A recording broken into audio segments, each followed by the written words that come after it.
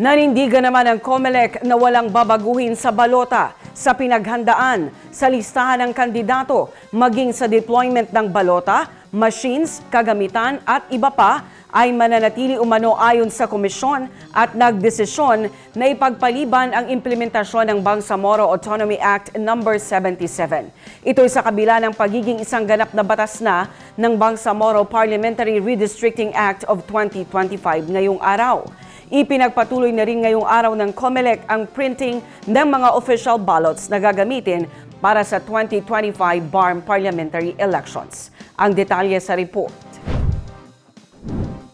Bagamat ganap ng batas ang Bangsamoro Autonomy Act No. 77, nanindigan ng COMELEC na walang babaguhin sa balota, sa pinaghandaan, sa listahan ng kandidato, maging ang deployment ng balota, machines, kagamitan at iba pa ay mananatili umano ayon sa komisyon.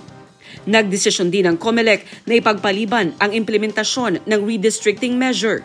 Sa executive session ng Commission on Elections araw ng Miyerkules, August 27, 2025, nagdesisyon ng Commission and Bank na ipagpaliban muna ang implementasyon ng reconstitution ng parliamentary districts sa Bangsamoro Autonomous Region and Muslim Mindanao alinsunod sa Bangsamoro Transition Authority Parliament Bill No. 351 sa susunod na regular BARM parliamentary elections.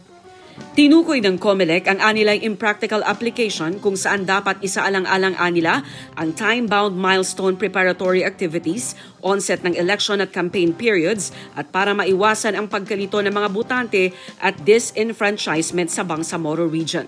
Ayon sa COMELEC, handa silang depensahan ang kanilang aksyon.